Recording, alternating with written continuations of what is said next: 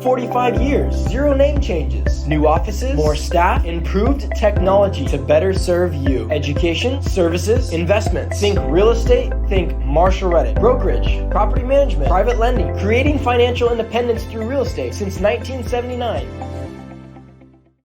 Welcome everybody. Thank you for joining us today.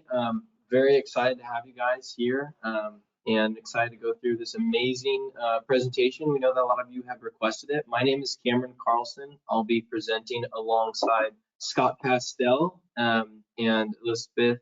She'll be here too. But we're just very excited to have everybody here. The topic that we'll be going over today is Beyond California. The guide to buying out-of-state investment properties. And we're very excited to jump in. But before we do, we want to just turn it over to Elizabeth real quick so she can kind of give a quick intro on herself and us.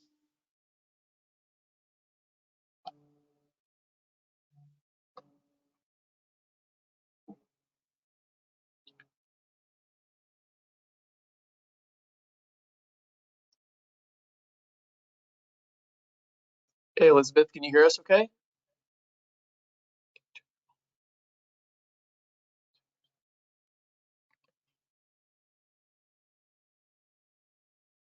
Maybe we should come back to that. You want to keep going, and we'll come right back to Elizabeth when she's on. She's on right now.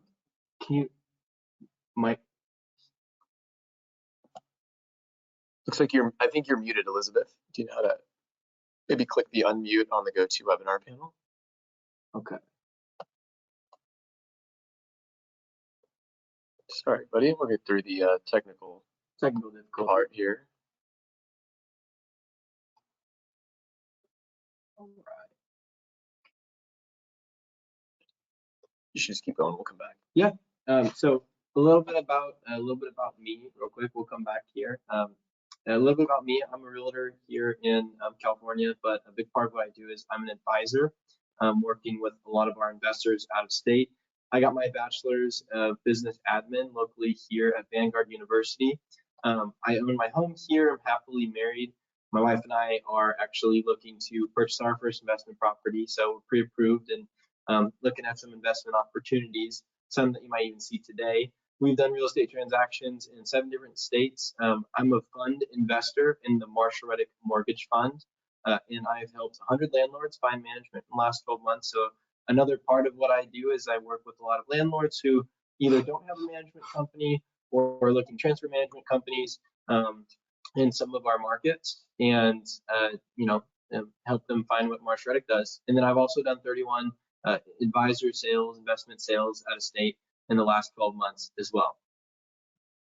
I think Elizabeth's on now. Elizabeth, can you hear us okay? Yes, I can hear you guys fine. Perfect. There, Awesome. I'm on. Okay. Do you want to? Would you like to start or have us keep going? Whatever you prefer. Yeah. Thank you guys for having me today. I'm really excited for our clients to listen in on today. But just a little bit about me. So I am Elizabeth Doe, and I'm with Keller Williams Realty. I have a team of 32 people, and we're here in Orange County, California, a very unique area because we focus a lot on generational wealth and building legacy.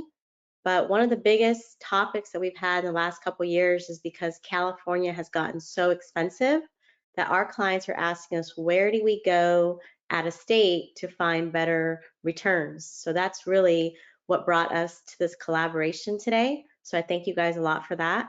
I studied in finance at Cal State Fullerton with a minor in economics. Our team does a lot of great volume, but that has a lot to do with, like I said, generational wealth. We're seeing our clients again every 2 years. So, there's wealth being passed, a lot of changes in family dynamics. So that's why we're able to do 163 transactions last year here in Orange County. I'm close to 25 years in the business, and I own rental properties myself, all in Orange County. That's awesome. Thank you so much for allowing us to speak to clients, Elizabeth. We're really excited and look forward to showing you guys, what we've done and what our company has helped thousands and thousands of people accomplish over the last several decades. We got a great presentation. I'm going to hand it back to Cameron unless you wanted to continue any further, and we'll kind of keep going through just, what our system looks like, where we have offices, our different departments and services that we provide to people all over the world that are looking to take advantage of, some of the best markets across the country. No, I'm excited to hear what you guys have to talk about today. Awesome. Thank you. Appreciate it. And a little more about me. You see my picture there with my wife in the top right corner. We are due in the next couple weeks here, so I feel like any day now I'll get the call. Yeah, that's right. Right. We got to kind of keep an eye out on. I'm excited. Have that phone handy. Exactly. And in the bottom right, that's us playing pickleball. We are avid pickleball players at Marshall Reddick in just about every one of our offices. So we always love our quarterly pickleball tournaments. So that's always fun for us. And so, a good segue into that is what is Marshall Reddick? Some of you might be familiar with us, but for others, this might be your very first time hearing about us. Essentially, we are a full service real estate firm, and we have 4 divisions within the company. The first division is a real estate brokerage. We help people buy and sell their primary residence and buy and sell a lot of investment properties. And nationwide, we did about 500 transactions last year. And of those transactions, 90% of them are investment transactions, and we also manage those properties. And that brings us to the second division, which is property management.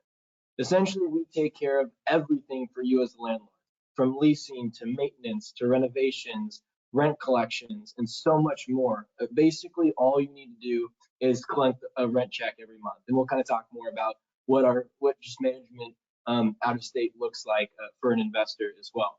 The third division is private lending. Sometimes if you can't qualify for conventional financing, you'll need private financing. Marshall Reddick provides non-owner occupied real estate loans to borrowers doing fix and flips, new construction, in general, just purchasing investment property. And then the fourth division is mortgage investing. So the same way that you can own real estate and collect a rent check, our investors also own mortgages and collect mortgage payments. So I personally invest in the Marshall Reddick Mortgage Fund, where I don't need to think about it. I just collect a quarterly distribution. And within all of this, I'm a real estate advisor, as I mentioned, here at Marshall Reddick.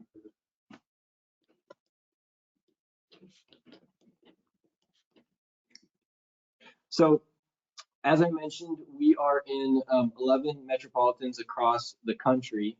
And to kind of start here in California, we've got a small presence in the Bay Area. We've got Los Angeles, Orange County, Riverside. In Texas, we have an office in New Braunfels, Austin, San Antonio, Houston, and recently opening up and expanding into Dallas. Very excited about that market. In Tennessee, we've got an office in Clarksville, Tennessee, in Nashville, Tennessee, and in Florida, we have an office in Cape Coral. And this is a couple of our team photos here. So top left with that massive sign is going to be our New Braunfels team. That's like the Central Texas. Top right is San Antonio. Bottom right is one of our Clarksville teams there. You've got California, Orange County, Newport, Los Angeles, all together in that bottom middle photo. And then bottom left is going to be our Florida team. So some of the topics we're going to cover tonight. First is how to set your investment criteria. And then we also want to go over how to conduct proper due diligence when looking at investments. We want to talk about the ins and outs of property management, what makes a good property manager, what sets property managers apart, how to find the right property manager. We want to talk about the locations that are going to provide you the highest returns. And a lot of times it also depends on what your goals are. And so we'd love to talk about those goals as well and how to kind of get to those conclusions. We're going to talk about different calculations and formulas on how we determine what is a good investment and how we actually project those returns. Talk about how to leverage financing for financing options for investors. And then with all of those, we're going to show you pro formas with property picks that really break down those numbers. And then as you as an attendee, we really want you to learn something. That's super important for us. We love being able to educate and partner alongside with you. So please take notes, write down questions. You can ask questions in the chat. We'll have a couple moments to kind of sit down and answer those questions at the very end as well. and any more detailed questions you want to go over further on a consultation, feel free to write those down. And then when we reach out just as a follow-up, we can kind of go over those in more depth. Be ready to take down some links. We have a couple links to pages on our website that you guys can access to go even deeper into information we discussed. And then finally, don't worry about missing anything here. The entire presentation will be sent within 24 hours, as well as the slide deck too. And so without further ado, I want to kind of turn it over to Scott Pastel, so you can continue this amazing presentation. Thank you, Cameron. Thank you, Elizabeth, and thank you everybody for joining us today. This is our passion. This is our bread and butter. The chance to speak to an audience of investors or homeowners or hopeful landlords is just the most exciting thing for us. I've had the opportunity to work with this company now, Marshall Reddick, for 20 years. Actually, next month, the 17th of February, will be my 20-year anniversary. We just had our annual company meeting yesterday in our office here. And, it's just very surreal to be with the same company, no matter what you're doing for this long. I look at it as just the best opportunity I've ever had to come in here in my early 20s as an intern going to Chapman University in Orange, California. The only reason that even happened was my father was actually a client of Marshall Reddick back in the early 2000s. I grew up in Orange County, I was born in the Bay Area, but raised in Orange County from the age of 2. So I consider it obviously, my majority of my life living in Orange County. I still live in Orange County. I live in Newport Beach, just 5 minutes from the office here. We're in Cameron and I are in our headquarters. This is our Newport Beach office right off MacArthur Boulevard near John Wayne. And Marshall Reddick founded our company in 1979. So coming into the company in 2005, initially I got like a very skewed view of real estate because that was like the housing bubble, right? And a few years later, we had the Great Recession, the crash of the market. So that's really where I learned so much about real estate investing, just kind of the do's and don'ts. I had an opportunity just from working here at a pretty young age to buy my first investment property, which was out of state, pretty far away actually. It was in Alabama. And I'd never been to Alabama. So I actually bought this property without ever even going to Alabama. I did end up going about 6 months after I closed escrow. But, our company had just the whole system in place, had the realtors, the property managers, the lenders. And so for about 2.5 to 3 years before buying my first property, I really got to learn so much about how to set your criteria, property classes, like which markets and which properties made sense for me as a beginning investor. So it was very strategic. To say that I bought this property without going there sounds very impulsive, but it was just the farthest thing from it. I had done so much research. I knew why that market made sense for me. I knew why buying a new construction property made sense. I knew why buying a single family home was the right investment for me. I knew what type of financing I needed, the insurance. We packaged all this together. So after that purchase, was a 4-bed, 2.5-bath, single family home, like 1,700 square feet for $150,000. So it's kind of a no-brainer. I was very timid as a beginning investor. I didn't want to make any mistakes, didn't want to lose any money. I didn't want to fall into some of the pitfalls that we hear about. So I did everything pretty slowly, pretty methodically. And, that property I actually owned for, I sold it in 2020. So I owned it for about 12 years. My second property I purchased was in Phoenix, Arizona. This is all before I owned a property here in California.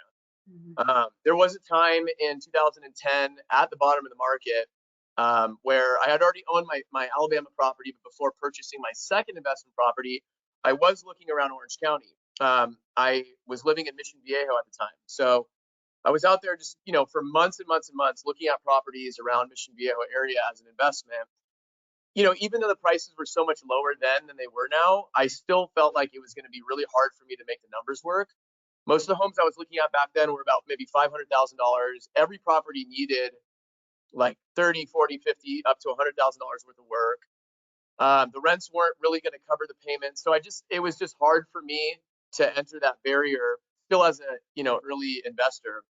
And I ended up switching gears and buying my second property in Phoenix. That property was $96,000. It was a 3-year-old property that was built 2007. And all this to kind of continue my path as an investor to eventually buy my primary residence. So, we have a saying here where live where you want, but invest where the numbers make sense. And that's ultimately what I did. Now, kind of fast forwarding to buying my primary residence in 2021 in Newport Beach, I was renting for many years around Irvine, Newport Beach before buying my first investment, or sorry, before buying my primary residence. I was a renter and a landlord, right? So owning properties out of state, getting positive cash flow, tax write-offs, just benefiting from these properties that I was able to buy, several properties for the same price as a property here in Orange County. When I did go to buy my primary residence in 2021, I actually did a cash out refinance on my Phoenix property, pulled out about $130,000 because the value had gone up so much over 10 years. And that really helped me with my down payment. I still own my Phoenix property. I own other rental properties in Tennessee and Texas. And just over time, I feel like it's such a journey to be an investor. It's not like an event. It's like a kind of a lifelong process, right? And some properties will perform better than others. Some markets will perform better than others. Like, this is a buy and hold strategy. This is a long-term investment. But that doesn't mean that I'm going to just like set it and forget it and just leave things the way they are, right? So, there will be times that I might 1031 exchange a property. There will be times that I might renovate a property. There might be times where instead of renovating it, I'll, sell it. I've refinanced properties. So there's a lot of strategy here. It really helps to have advisors like Cameron who are very hands-on with investors, no matter like what stage in the process you're in, whether you're brand new or you're very seasoned and you've been investing for 20 some odd years. It really helps to have somebody just kind of look at your portfolio and to not even just say like, oh, you should just buy investment property. You may own rental properties, and some of you may, I'm not really sure, some of you might own out of state already, some of you not, but there's a whole package here. It's not enough to just be buying in the right market, right? You got to know like which zip codes and which locations in that metropolitan make sense. You have to have the right team, right? You have to have the right property manager. And many of you guys have worked with Elizabeth and their team, and you know how important it is to have the right property manager. So there's a lot that comes together at Marshall Reddick, from the advisors to the different offices and locations we're in, to the properties we choose, the neighborhoods we're in, the property management, the lending. Like, this is all kind of packaged together. And we hope you guys have the opportunity to learn a tremendous amount of information, take advantage of our resources, talk to Cameron further about the different markets we're in. And it's not going to be necessarily overnight, and that's okay. We have helped people take action after, 6 months, a year, or even longer after they started talking to us. We are on your pace, and your pace may be very different from somebody else on this webinar.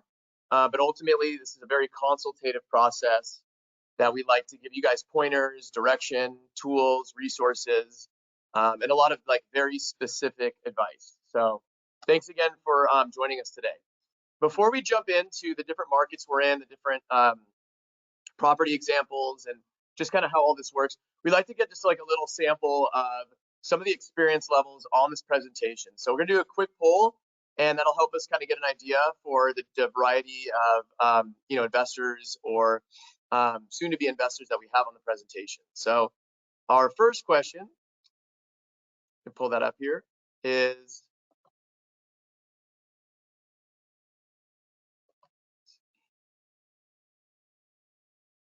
see. Okay, our first question is, do you own any rental property? So pretty easy question. It's a yes or no question, right?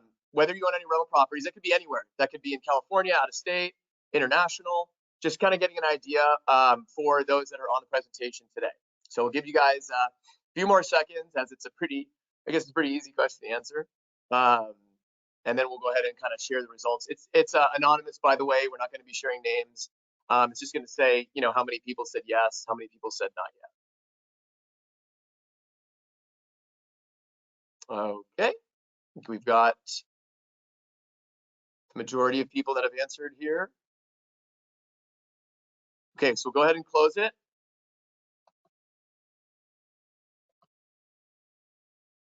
So share some results. Okay, pretty even.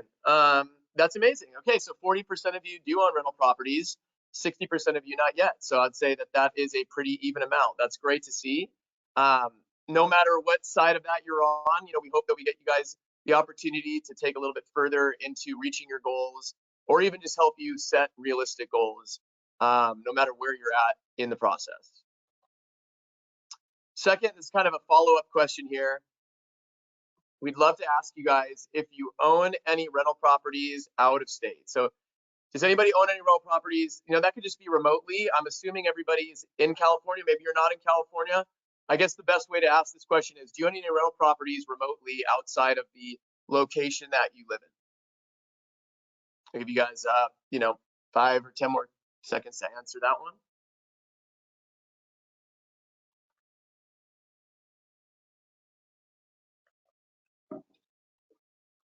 Thank you so much, by the way, for participating. We really appreciate it. Looks like we've got just about everybody answering. Okay, so I'll go ahead and close it.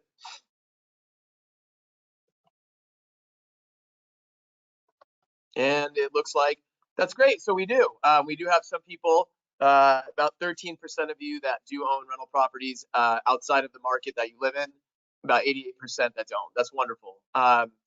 I think it is common, obviously, to maybe start in the market you live in. We work with a lot of clients that have maybe moved out of their home, converted into a rental. They might own that, that previous primary as a rental, and that maybe just help them get a head start into scaling that and maybe owning properties outside of the market that they currently live in. So thank you guys so much for participating in our quick polls. So where do we begin as an investor? And again, that could relate to no matter where you're at in the process. Maybe you own your primary residence and don't own any rental properties yet. Maybe you own 2 or 3 or 4 rental properties and you're looking to expand, or you just kind of need help figuring out how to scale that portfolio. And maybe you don't own your home or any rental properties yet. No matter where you're at in the process, we're going to provide you guys with a lot of helpful tools and resources to just kind of get you to realize maybe what opportunities are out there, how you should prepare for them, what type of due diligence you should be doing, and then just providing you guys with a lot of good direction in helping you reach those goals. So it all kind of starts with how to set your investment criteria. And I know that we've all looked at properties online before, Zillow, HotPads, Realtor.com, the MLS, like we've all researched properties. And when you're on those websites, you can see very just material facts about the property, the address, the price, the bed and bath and square footage, the age of the property, the lot size, right? Like we're just going to get some like basic specifications of that property, but we're not necessarily going to know how much it rents for, exactly how much money it needs to become rent ready. We won't know exactly like what the return on investment is based on our down payment. So we need a little bit more information to be able to calculate the performas to figure out like, is this property going to perform? And does this match the type of property I'm looking for? Investors come in all shapes and sizes, and so do properties. So really, this is all about matching the investor with the right property. In fact, we joke around here at Marshall Reddick and say that we're matchmakers when it comes to real estate investing, right? Like we can't just take a property and say, this is the right investment for you without really understanding you as an investor, your risk tolerance, your experience, your goals, your time frame, your capabilities to qualify for conventional financing, how much down payment you have. Like we have to understand you as a person and investor and what goals make the most sense for you in order to say, okay, this is the right type of property, the right market for you. The reason that Marshall Reddick's in so many different locations is because these locations all provide different benefits for different types of investors. So what we're going to get into a moment is a lot about property classes. You can't look at a property online on Zillow or Redfin and say, it's not going to tell you exactly what property class is. And property class, A, B, C, or D, relates to so many different financial components of that property. It's going to tell you how much maintenance and vacancy the property has. It's going to tell you whether the property is going to perform more on the appreciation or more on the cash flow side. It's going to tell us a lot about like the school districts, the crime rates. So It's really all about property class. We can sit here and say, you know, whether a property makes sense as a duplex, a fourplex, a single family home. But at the end of the day, you have to understand how property classes work to be able to figure out which properties make the most sense for you. So in order to set your real estate investing criteria, we have to ask ourselves, or have advisors like Cameron ask ourselves some questions, right? Are we 30 years old and have 30 to 40 years until we retire? Are we nearing retirement in the next few years? Are we in retirement, right? Are we in a wealth building strategy, or are we looking more for income? Is this our very first time investing in real estate and we just want the lowest risk property possible?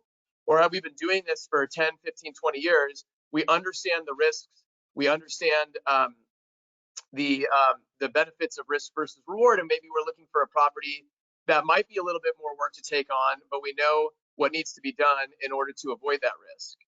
Are we looking for properties that have more cash flow? Are we looking for properties that have an easy ability to rent, properties that might be more difficult to rent? So we need to understand what our makeup is as an investor in order to figure out what property classes make sense for us. So when it comes to property classes, every single major city in the country has an A to Z of property classes. So if we look at Orange County, or we look at Los Angeles, or we look at any other metropolitan, San Antonio, Texas, Cleveland, Ohio, Seattle, Washington, Detroit, Michigan, Tampa, Florida, if we look at any major metropolitan market, we're going to see a variety of property classes. It doesn't necessarily mean that that property, an A, B, C, D, is better on paper. It just means which one is better for us and what we're looking for. So as you can see, higher property classes are higher priced compared to the median home price. Lower property classes are lower priced compared to the median. Higher property classes will have more appreciation in value and equity, less cash flow. Lower property classes will have more cash flow on an income basis, but less appreciation in the value over time. Higher property classes tend to have higher tenant quality. Lower property classes tend to have lower tenant quality. This all relates to the median home price in that metropolitan market. Where does the median home price go on here? It goes right between A and B. So that line right between A and B is where the median home price is. Anything above that is A and luxury. Anything below that is B, C, and D. So we first have to understand the median home prices in each metropolitan market. We wouldn't be able to get that data if we were not licensed realtors that belong to the National Association of Realtors. So Marshall Reddick, 10 years ago, myself, Ross, and some of our staff members, Ross is my partner and our broker of Marshall Reddick. He's our CEO. We wrote the Reddick Property Rating ebook. And one of the pages in the ebook is a graph that will take you to the National Association of Realtors website, where they provide the median home prices in every single metropolitan market across the country. It's an extremely insightful process to be able to look at the median home prices, because we know in Orange County, the median home price is about 1.1 million. Up in the Bay Area, it's even more. But the median home price across the United States of America is in the 400,000s. So that's interesting to see that the U.S. median home price is about a third of the median home price here in Orange County, because that obviously means that there are markets across the country that have a lower than $400,000 median home price. So we kind of blend all of these different benefits together, and we look for properties that are right around above or below the median, because we know that is where the majority of renters look. We know that's the majority of future buyers look. And we're looking to capture as much interest as possible on our property, because we're going to own it for 10 or 15 years on average. We may have many different renters in that property over time. So how do we determine the property class? So as I mentioned, the median home price for a single family residence is right between A and B. So let's just look at that top graph, which is single family residence.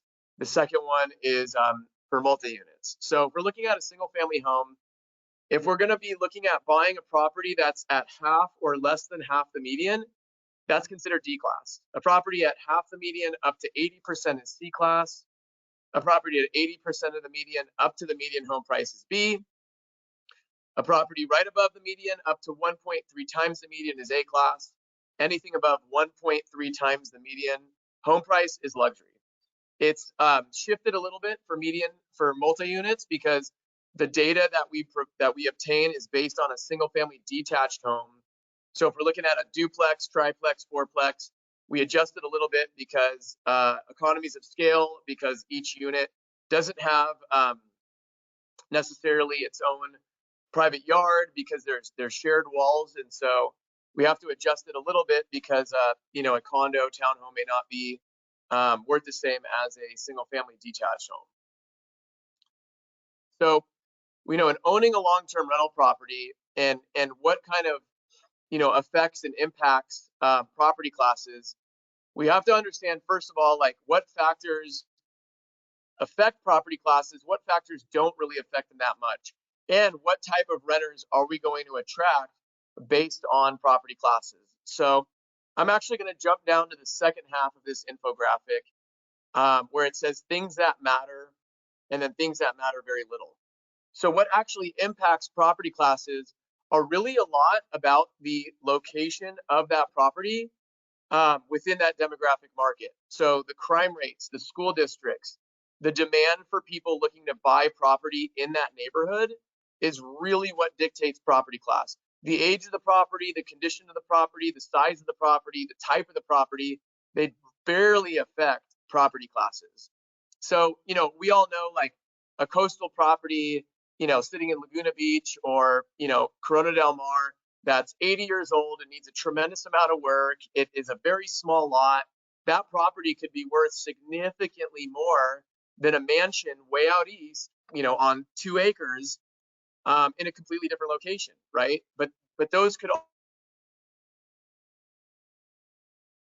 Let's go up again to the top half of this infographic. So generally speaking, when we have a luxury class property, we're typically looking at self-employed business owners. And this data that we have is based on us managing 3,000 properties. We receive about 300 applications a month across all of the properties that we manage. At any given time, we usually have about 150 to 175 vacant properties in a portfolio of about 3,000 properties. Our average days on market is under 30 days. So this is a very well-oiled machine. We have about 55 people that work in our property management department across all of our offices. So we're very big on data. We use AppFolio as our property management software. These applications provide every single detail that you can imagine about these applicants, right? Not just their age and names and what have you, but where they work, what they do for work, how much money they make, if they have any dependents, what their credit score is, anything obviously that we can pull up on credit, their criminal background, pets, if they have any pets, the age of the pet, the size of the pet, the breed of the pet, what kind of cars they drive. This is all on their application. So we are so big on data in Marshall Reddick that we use this data to be able to find all these common trends. So generally speaking, business owners in luxury class properties making well above the median salary in that demographic, in that metropolitan market. A-class properties, we usually see professionals, some business owners, maybe just some, more established professionals in their career, typically white-collar professionals in these, types of properties. These are properties that rent for above the median rent in that market. What we also see in A-class properties is a higher percentage of renters that have owned property in the past or that are positioned to potentially buy property in the future. Going down to B-class, these are median salary wage renters, make kind of right around that median wage in that metropolitan market. Mid-level managers in some cases. These could be young adults, these could be middle-aged renters. It's kind of a wide variety. In C-class, we see more blue-collar hourly wage employees. We don't see renters that have owned property in the past in C-class rentals. D-class, we see usually, this would be, we don't really manage D-class properties, but this would be like low income, Section 8, if you've ever heard of that, renters that are below the poverty line. So you know, for us, we really stick with only A, B, and C class properties. We avoid the extremes. So we don't really sell a lot of luxury class properties. We don't sell D class properties. We like to be kind of, you know, in the middle. Typically with D class properties, this is where we'll see maybe neighborhoods that are very highly rental occupied, where it's really kind of the opposite. In an A class property, you're going to see neighborhoods that are primarily owner occupied.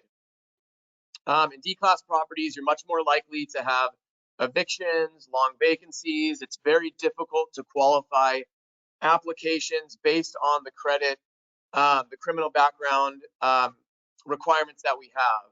And for us, you know, we have to qualify every renter on the same exact standard for income, credit, criminal background. We can't change it for fair housing law purposes. So we try to avoid those properties. Luxury class properties, they don't typically pencil out when it comes to like a break even or positive cash flow. With luxury class properties, you're typically looking at a significantly higher down payment in order to have the rent cover those expenses. So we stick to A, B, and C class properties. And then what you see there at the very bottom of the slide is A class properties tend to have more appreciation. B class properties have a blend of both. C class properties will typically provide more cash flow, and it is a sliding scale. Why all of this is so important is because, again, different property classes will have different amounts of maintenance and vacancy over time. Is this going to be true within 6 months of buying that property? Probably not. Is this going to be true, you know, 3 years, 5 years, 8 years, 10 years? Absolutely. The longer that you own a rental property, the more that these numbers will be accurate. And because, you know, we're going to see tenants moving in, tenants moving out, we're going to get a feel for those tenants making rent payments on time or not on time. We're going to see the condition of these, how these tenants treat the property. And ultimately, that property class will dictate all of this. So these percentages are percentages of the monthly rent. These are estimates, right? So when we buy a property, we know what our expenses are typically. If we're going to use a mortgage, it's principal and interest. We have to pay property taxes, homeowners insurance, a property management fee. If it's in a homeowners association, then we have HOA fees, right? Those are our fixed expenses. The variable expenses are maintenance and vacancy, and that can swing all across the board. Most investors don't know how to calculate maintenance and vacancy because they don't really know what it relates to. And I think that there's a common misconception that a metropolitan market has a X vacancy rate, when that's anything farther, you know, from the truth. It doesn't really matter what Google or what these data sites tell you that Austin, Texas has as a vacancy rate, because there's so many factors involved, right? Vacancy is going to change based on pricing the property right, doing professional photos, having a professional management company.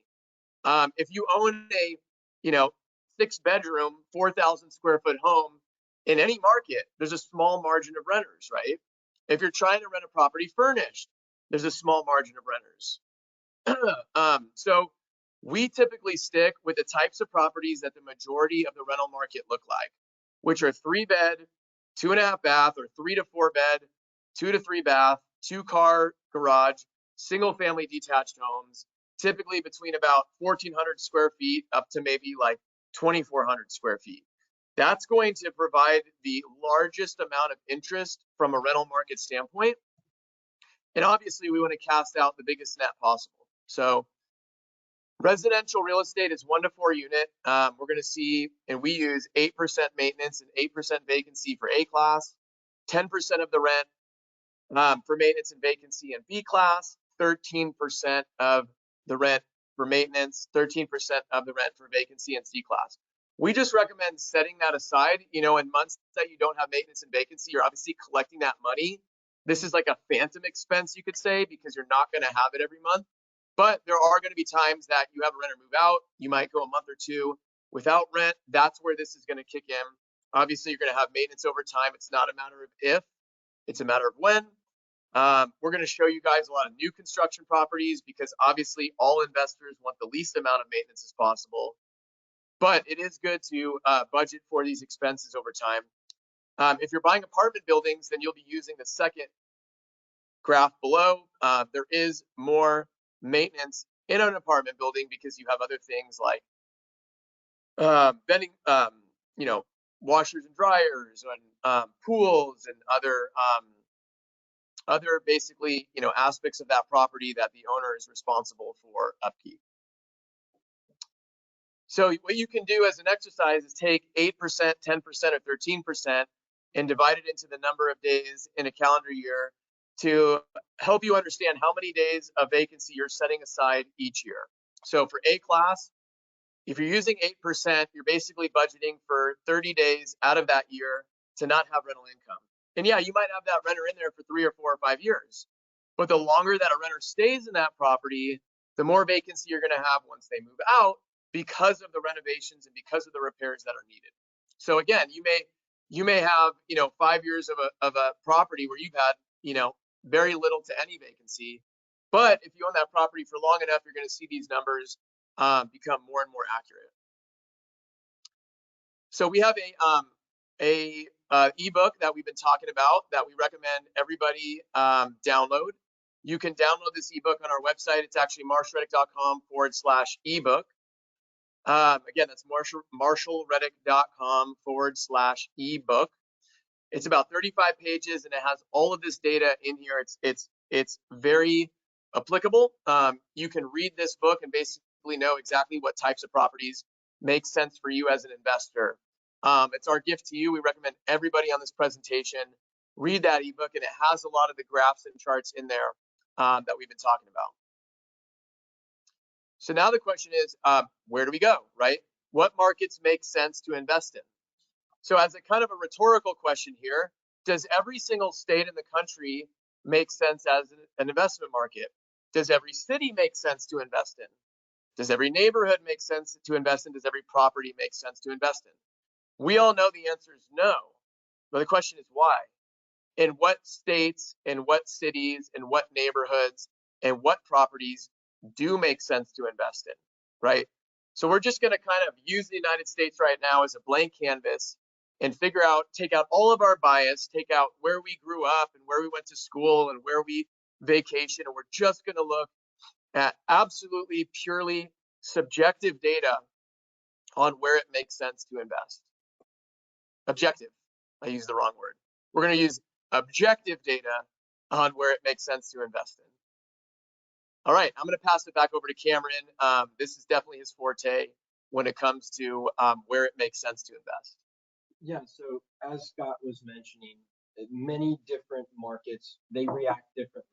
And so when we're looking at the data, we want to understand what determines a good investment market. First is we're looking for a very good, stable job market. We want a market that's got a low unemployment rate. They've got a very wide diversity of jobs. And you'll see number 3 there is economic diversity in general.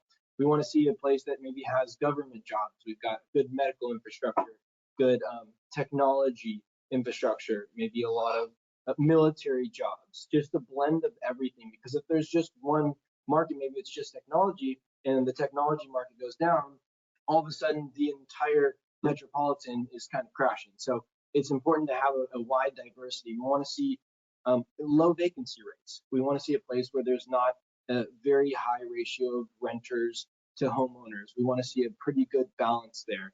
We also don't want to see the opposite, where there's only homeowners and it's in the middle of nowhere and there's nobody renting there. It's very hard to place your tenant and it takes 4 or 5 months on the market. So we want to see those times cut down.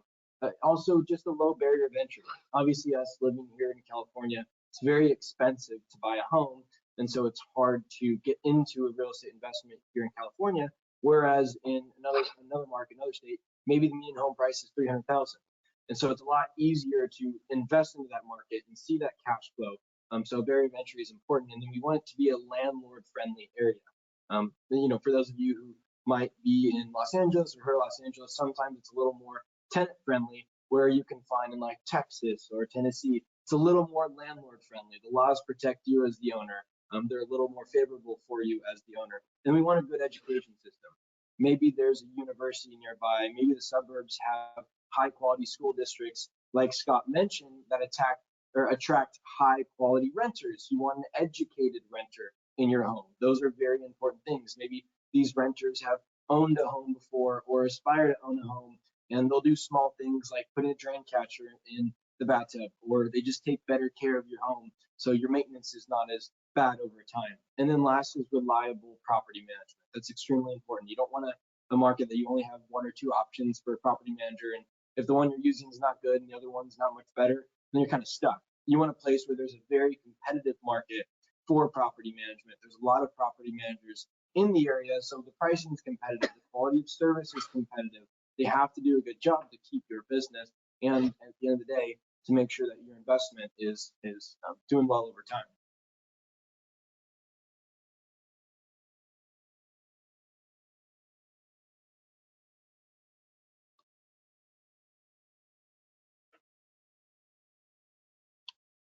All right. Well, so our strategy for decades has been to target suburbs of major metropolitan markets.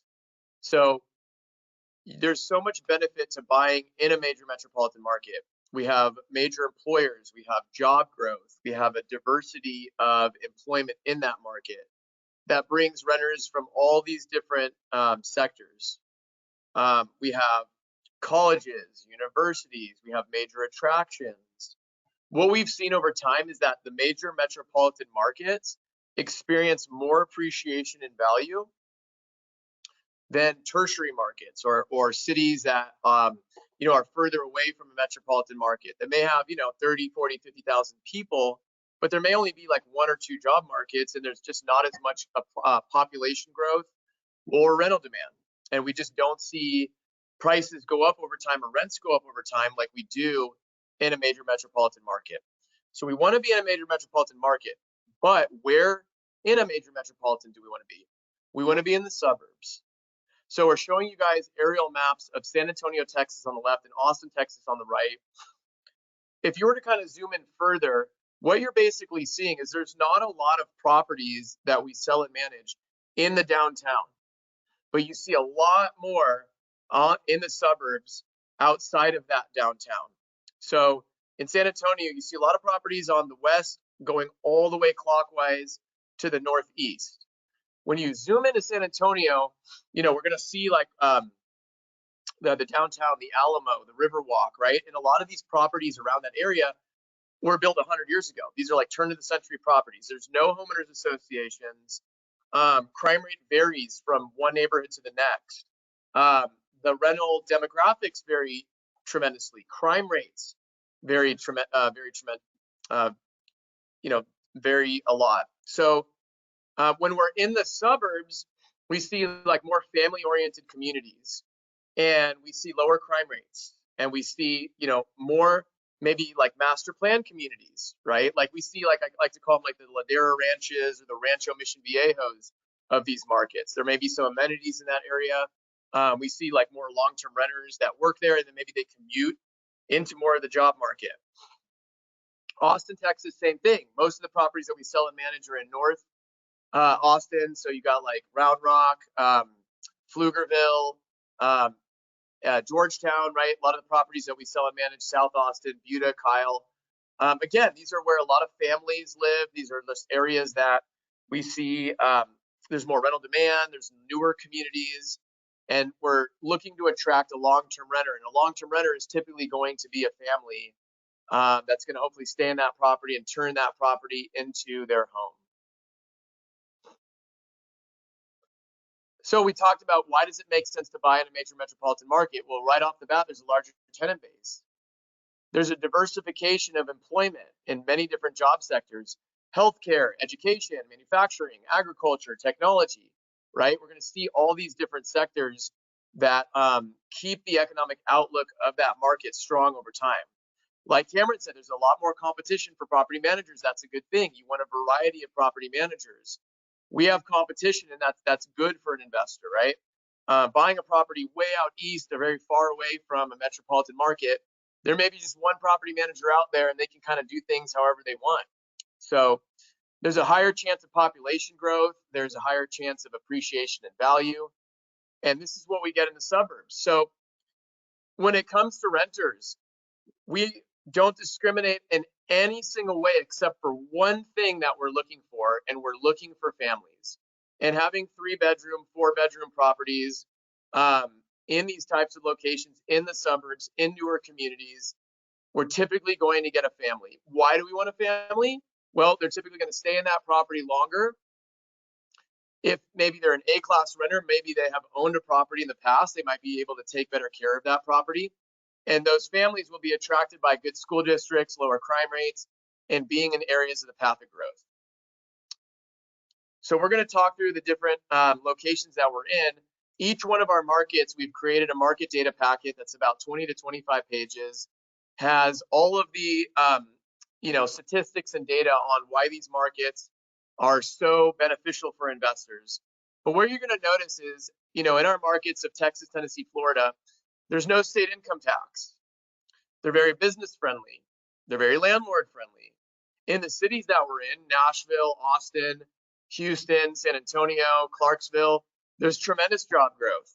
These are all major metropolitan markets that have military as some of the big job markets. There's technology. There's just a whole variety of different reasons. These are markets that have lower than national average unemployment. So we're going to kind of jump into them a little bit more, and show you guys some property examples. So whether you are looking for high cash flow and low appreciation, or high appreciation and low cash flow, or anything in between, it's very important to understand how to calculate the returns of an investment property. So let's kind of show you guys. First of all, we kind of went through, we're going to go into one of our first markets here, San Antonio, Texas. So we have an office in San Antonio that we've been in for about 8 years. We have a team of about 50 people that work in Central Texas. These are property managers, maintenance managers, leasing agents. So just in the city of San Antonio alone, we manage about 915 properties.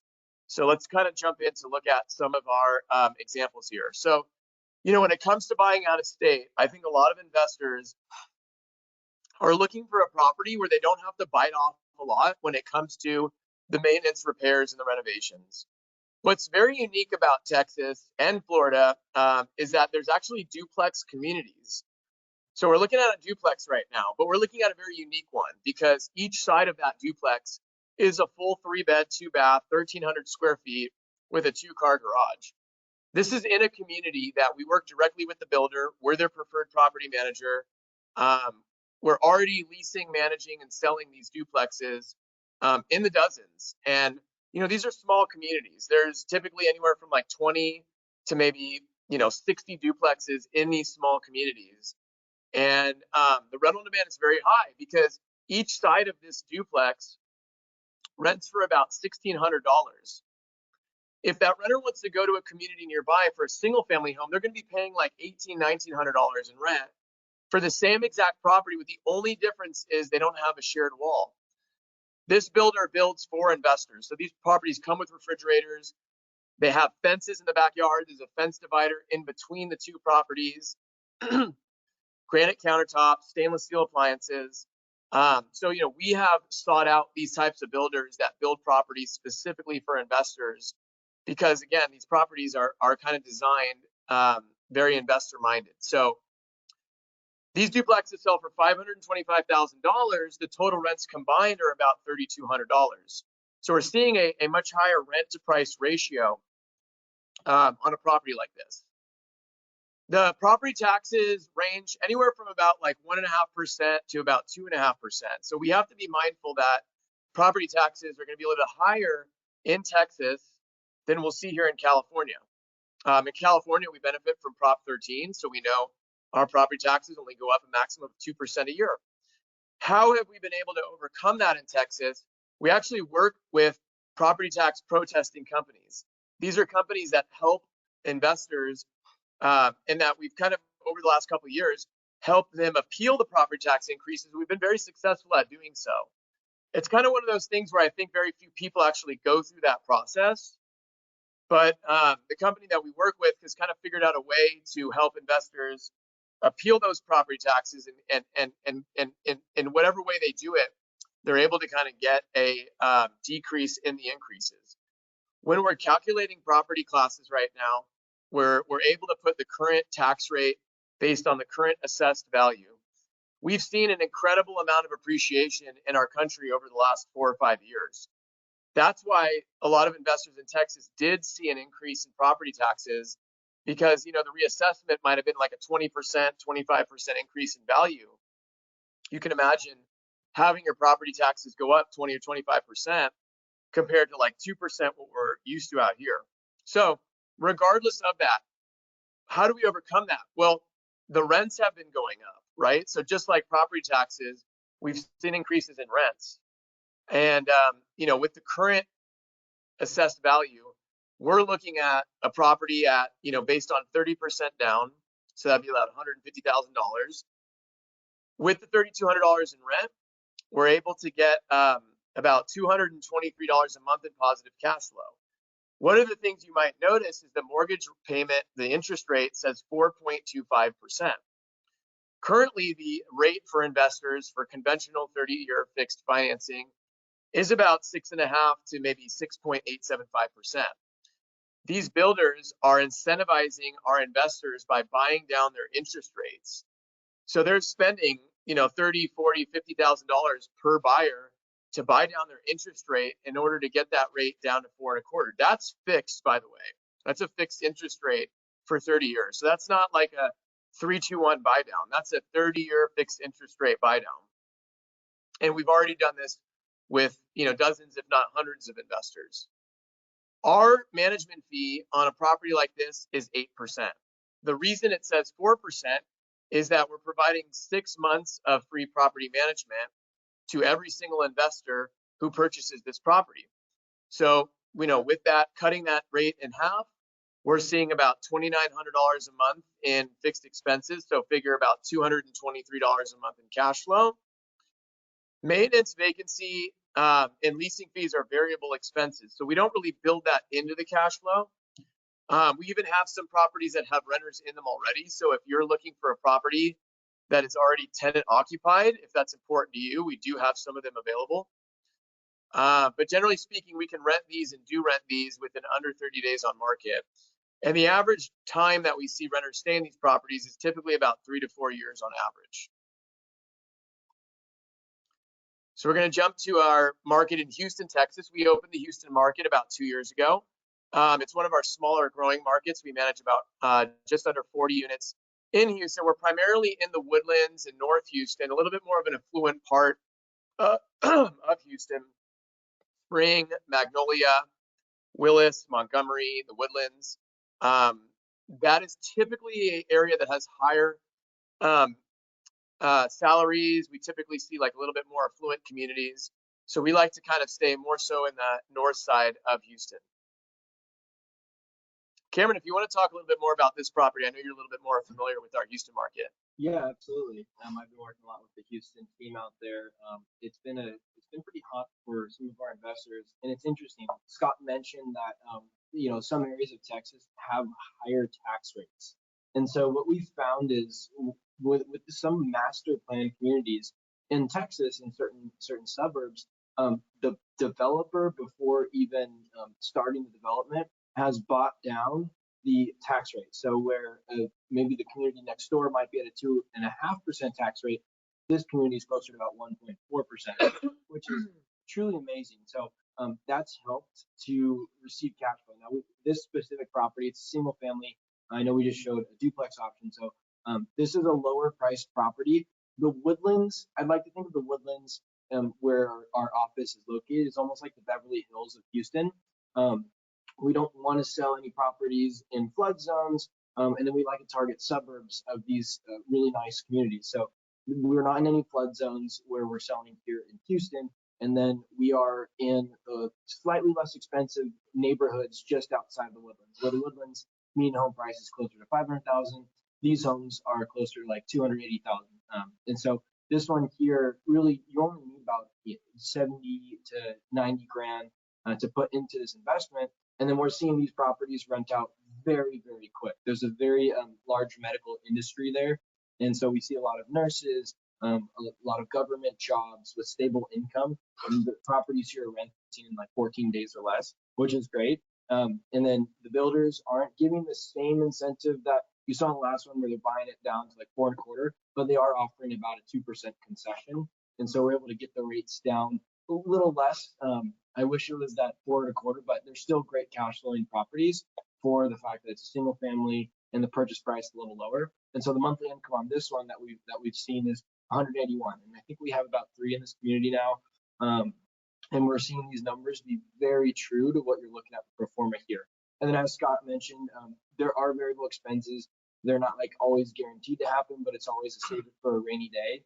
And then on the newer properties, something I did want to mention, a benefit of having these new homes is they're going to come with warranties. And usually those warranties look like a 1-year full interior warranty, a 2 to 3 year electrical plumbing warranty, which is great. So when you have anything go out, you're going to have those warranties. All of your appliances are going to have warranties for the first couple of years. And then you're going to have about a 10-year foundational warranty, roof warranty.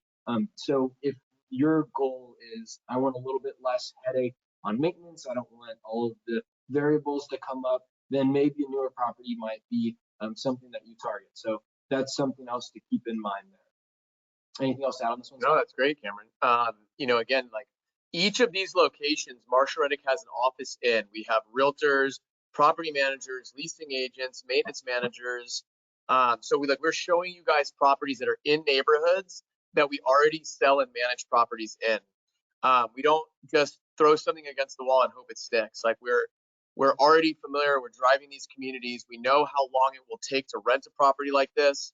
We've done very detailed rental market analyses. We know how much it'll rent for.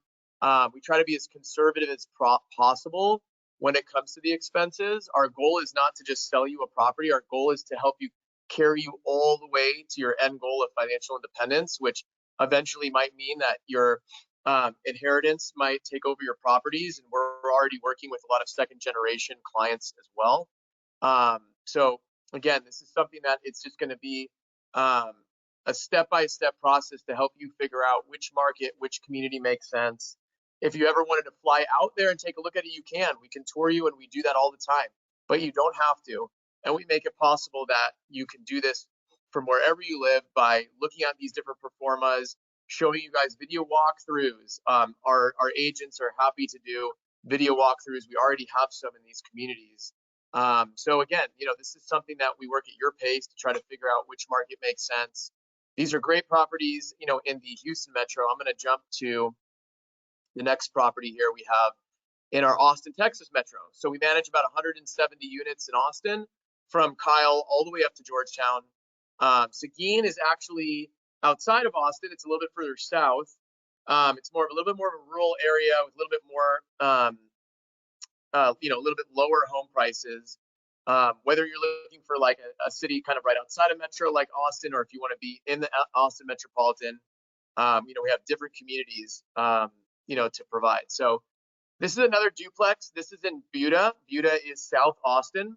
Buda is a pretty affluent market. We do see a higher median salary here than we do see in, most cities in Texas.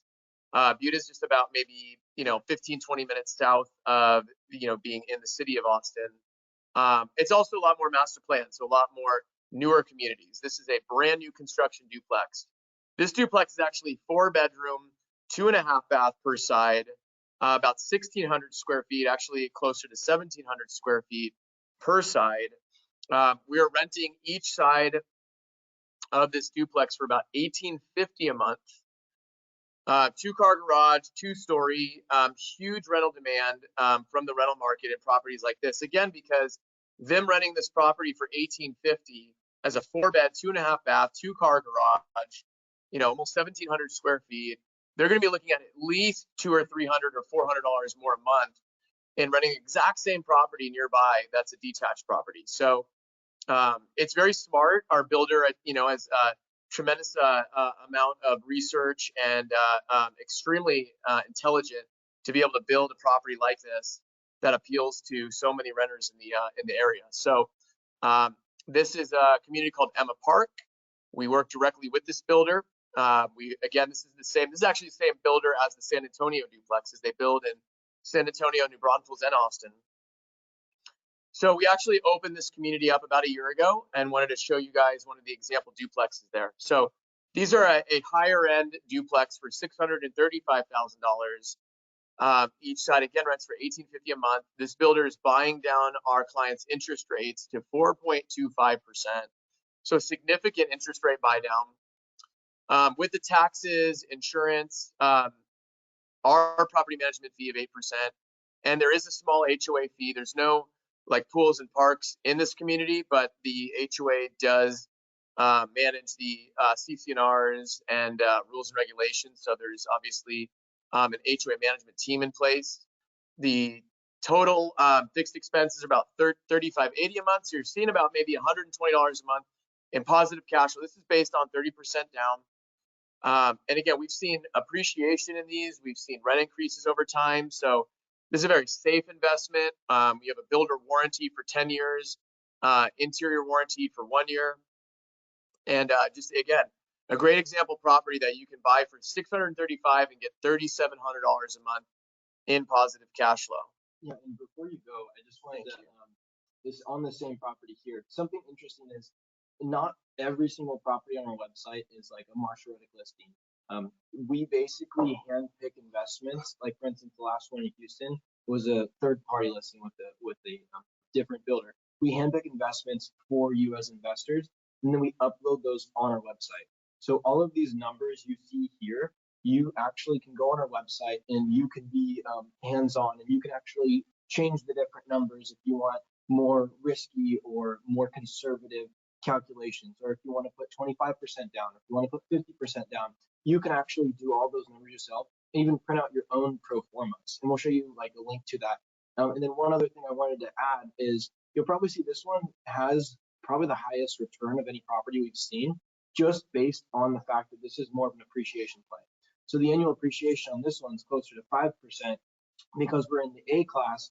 And so we like to say most of our investors hold their property for about 15 years. And so we project the final return on investment based on you holding that property for about 15 years, which is great. So you'll notice that the appreciation is really what drives some of these higher class properties, whereas your annual return on investment might be closer to like 15% or a little lower for a similar property that might be a C-class property. Maybe you have cash flow year over year, but you're not going to have that long-term appreciation, and you're not going to have that same long-term return on investment.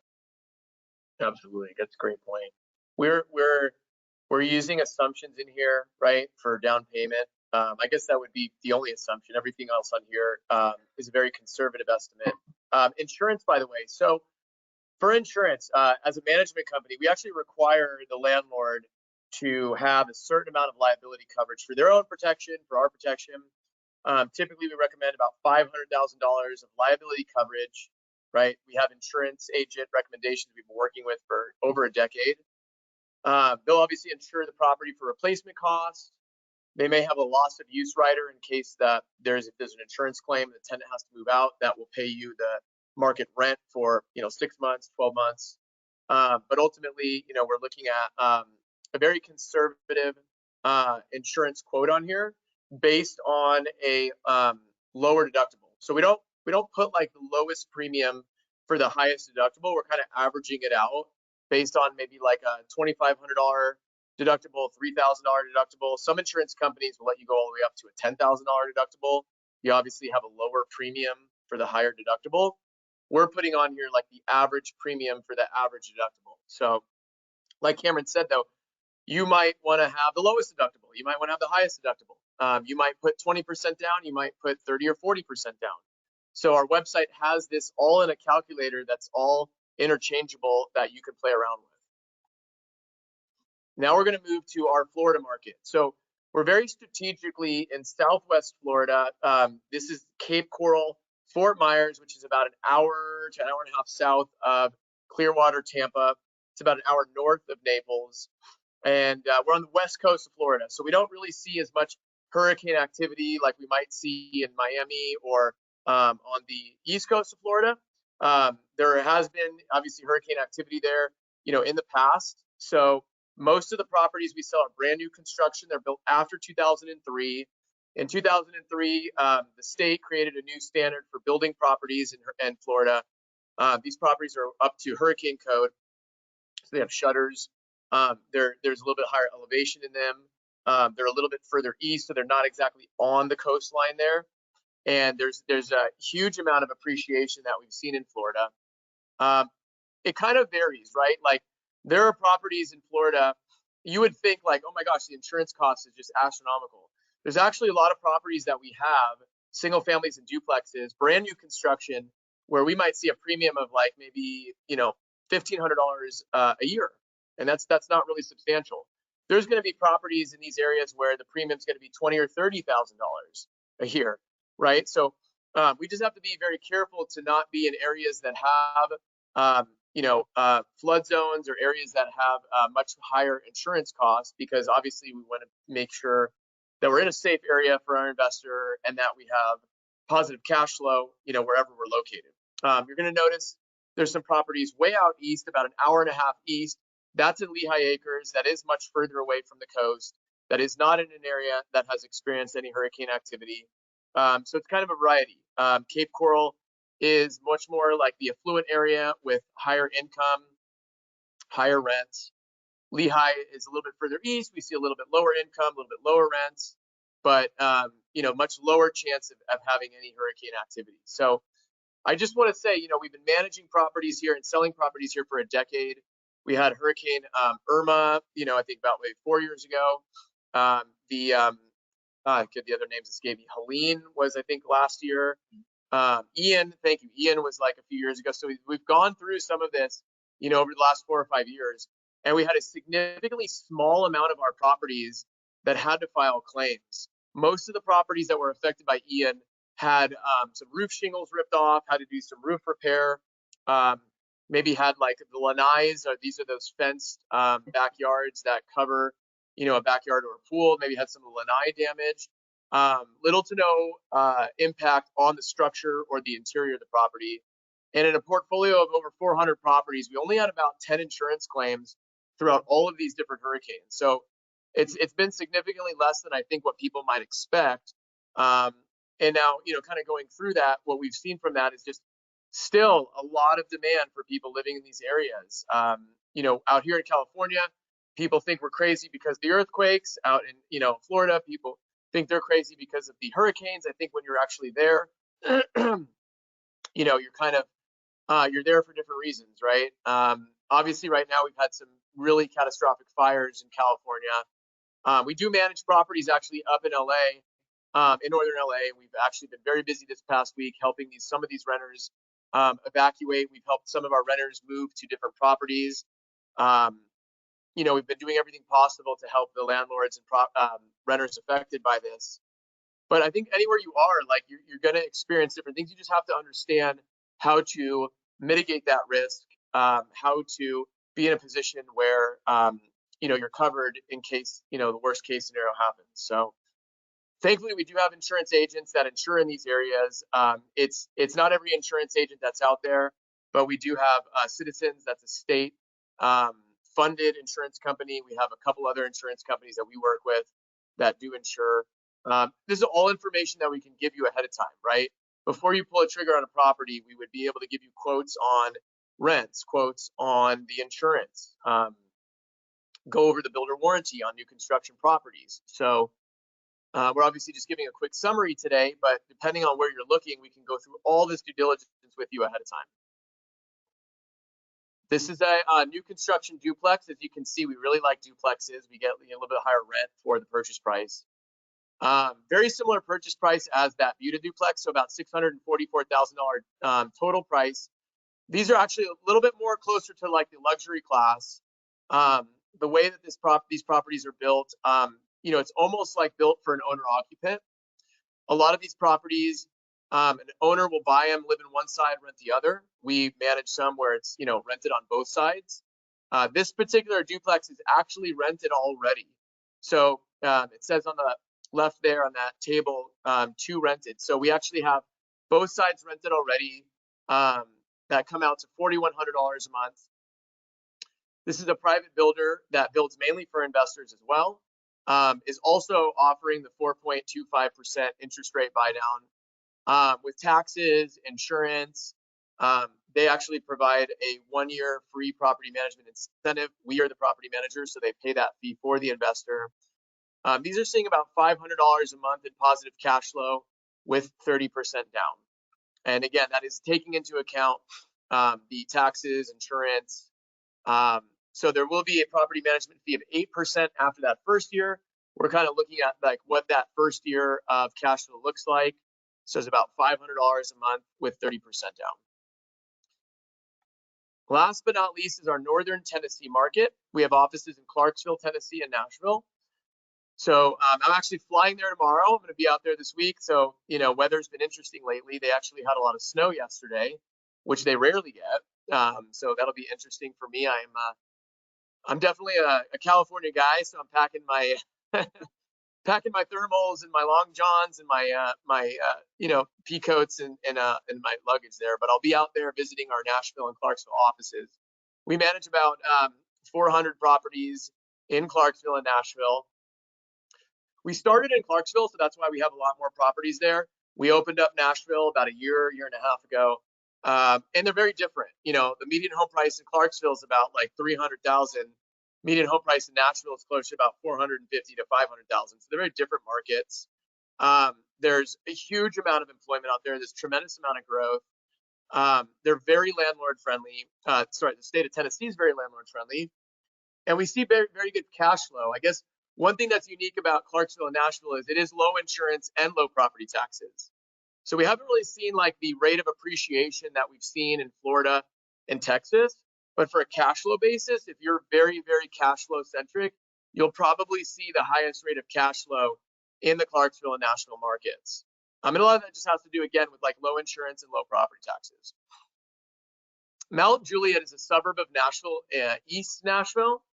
So there's a couple builders that are building these new home communities, areas of Lebanon and Mount Juliet. Those are East Nashville suburbs.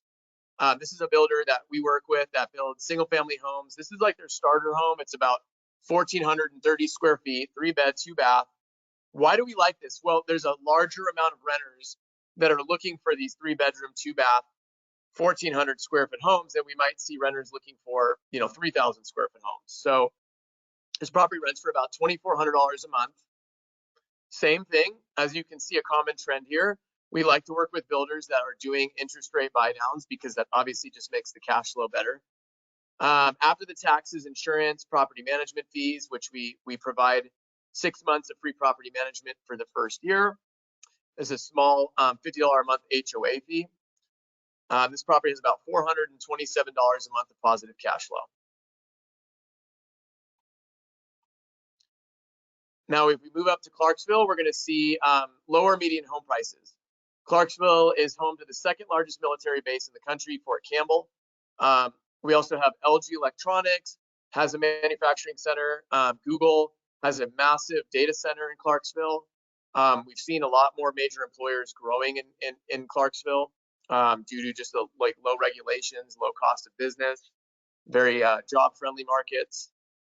Most of these properties that we sell in Clarksville are going to average between about $150 to $200 a month of positive cash flow with 30% down. So this is a lower price property, $330,000, rents for about $1,850 a month.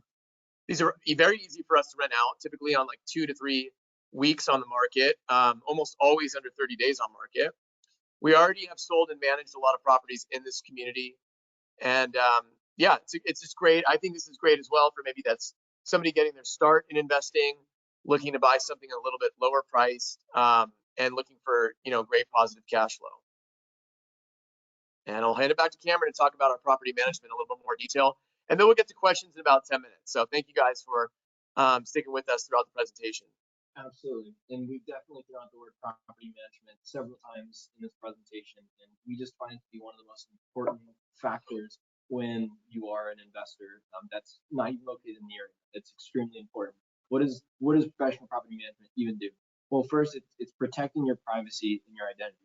A good property manager is going to sign a lease agreement with the property manager's name, so the tenant doesn't have your contact information. You don't want someone calling you at 2 a.m. and saying, hey, I've got a problem going on. That's why you have a manager that's got a 24-hour emergency line, right? We want to protect you. We want to protect your time and your privacy. Next is you want someone that's going to estimate all of your repair costs, but not just give you one estimate, give you multiple estimates. For us, we use third-party vendors, so we don't believe in doing in-house maintenance just because we find it to be a conflict of interest. Sometimes people do in-house maintenance, they might have an upcharge on it, or they get a kickback from a preferred vendor. Instead, we outsource all of our maintenance to our list of third-party vendors. These vendors are licensed, bond, insured. They've done dozens and dozens of repairs with us, and so we trust them. And then we don't just get one, we bid them against each other. So they're competitive. One, because you saw the amount of properties we manage. They get a lot of business, so they're able to give us favorable pricing. And two, they know they're bidding against other similar vendors, so we get our pricing kind of knocked down a little bit. Something else too is you want a timely manner in getting your property fixed up. Like when a tenant moves out, you don't want it to take 2, 3, 4 months to get your property fixed up and turned. Maybe you have a lot of work, you want to do renovations. That's a different scenario, but in general, it should be 1 to 2 weeks to get your property turned and back on the market for rent. So it's important to have a company that works quickly, that has a physical preference or presence, I should say. Like you have a physical office nearby. That you want to be able to have a company that has licensed real estate agents, someone who can run you a market analysis report using data from the multiple listing service. That's important as well. They do professional advertising on all the biggest marketing platforms like Hotpad, Zillow, Rent.com, Redfin, Realtor.com. Even places like Zillow, they charge a per diem to list on it. Marshall Reddick absorbs that fee, but it's extremely important because it's the #1 rental platform. And some companies don't even post on Zillow. So you want to make sure that you're getting the most exposure. And then who's going to be showing your property? Well, hopefully it's a realtor. A professional management company is going to have someone physically present for the showings. They're going to tour the tenant through the home. They're going to get there 15, 20 minutes early. They're going to turn on the lights, open the window, let it breeze through. They're just painting the property in a really good manner. And that's what we believe in. And that's how we get, for us, our leasing time down. You want your property to be leased quickly. So most of our properties are leased in under 30 days. I would say 2 to 4 weeks on average. Obviously, somewhat varies as you get towards the end of the year with the slower rental market. But if you price appropriately, then you should always have at least 30 days or less for your average lease time. And then you have a very, very thorough screening process. So for Marshall Reddick, it's not the same person leasing your property that's also doing the screening. We have a W-2 staff member whose only job is to screen that tenant. They're going through credit checks. They're going through criminal background checks. They're going through employment verifications, verifying their income through pay stubs, bank statements. They're calling their previous landlords for the last 3 years to see if they've had any late payments, any violations on their lease, notices posted, if they damage the place when they move out. Those are all really important feedback items when choosing a tenant, and your management company should take care of all of those items. And then finally, obviously, we want a lease signed. We want to get a tenant in place. We want them to sign a lease, and we want a quality tenant. And then we're going to have the ongoing management afterwards, where we're collecting the rent, dispersing it to you every single month, giving you monthly reports, all of your income and expenses. They should have a quality software. We use Appfolio. You're welcome to look up Appfolio online. It's the most powerful management software out there. It's a place where you can run your own custom reports. If I want to see all of my income and expenses from January through March, you can run that report. We'll send you a report every month for the prior month. We'll also send you an annual report, but you can run those yourself. We'll send you also a 1099 too for tax purposes. And then it's extremely important that you get eyes on your property every single year. For us, we have annual inspections. We do a renewal inspection where 2 to 3 months before the lease expires, we're going to go to your home and do a full inspection, interior and exterior, taking hundreds of photos. We want to make sure there's no deferred maintenance, there's no preventative maintenance that we can do. They're not violating the lease agreement. And it's just good to get that outlook on what the property looks like. And so you can make the decision, you know what, tenants are taking phenomenal care of my home. I love these tenants. I want to renew to them for another 12 months. So it's important to have that look on your property every single year, year after year. And that's what a good property manager will do. And so a little about like us and our fee structure. You might have saw it on a couple slides, but we're taking a look at really our any markets that are outside of California. It's for us, we just believe we should only profit when you profit. So we don't charge a fee when the property is vacant, and then we collect a percentage of the monthly rent as our management fee. So out of state, that's 9%. And then as you increase your doors per building, the percentage also goes down. And then on the leasing side, we mentioned how do we lease? It's half the first month's rent. Some companies out there, they might take a higher leasing fee, or maybe they don't have any leasing fee at all because they're not actually leasing your home. They just put a lockbox on and hope it gets rented out. So those are questions you want to ask. You want to understand how companies are profiting. And it's extremely important to ask the question, is there a conflict of interest on maintenance, right? Are they profiting 15, 20% on every maintenance repair, or is it pretty straightforward and they're outsourcing their maintenance? Those are important questions to ask that we always encourage our landlords when comparing us. So what sets us apart? Well, some key categories is take a look at what it looks like for a cancellation policy. Are you locked in a management agreement for the next 3 years? Or is it pretty simple? For us, we believe in a 1-year management agreement that goes on a month-to-month basis. You can cancel in 30 days. I think it's very standard in most agreements for the state. That's going to be the standard terminology, but look out for those little nuances so you don't get locked into a very, very long agreement with a company that's not doing a good job.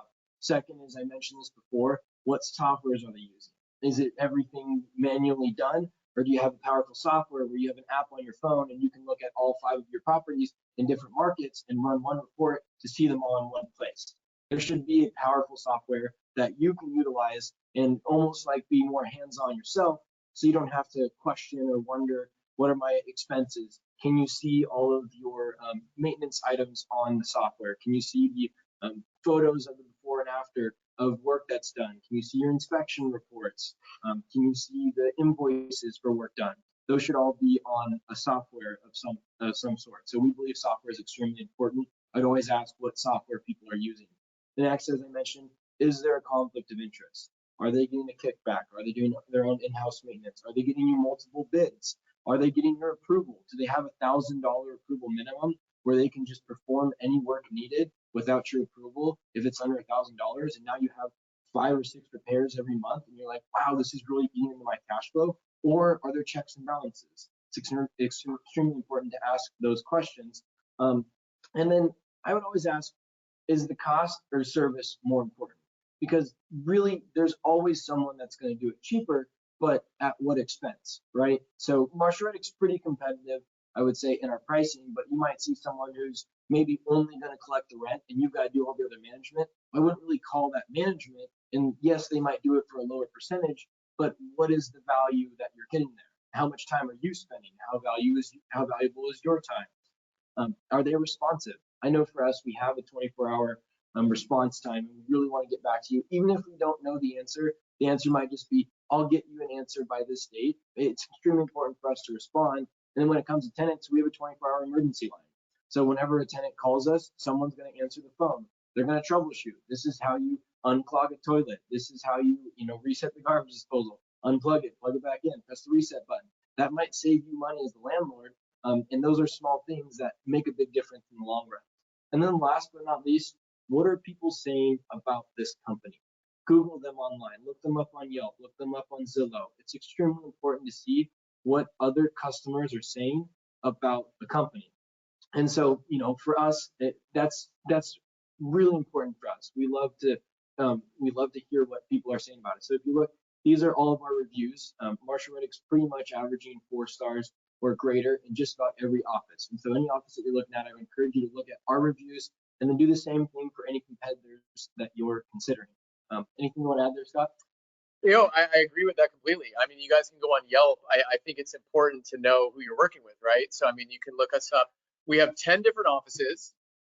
So there's 5 now in Texas because we just opened Dallas. So you'll see Yelp and Google pages for our San Antonio office, New Braunfels office, Austin office, Houston office.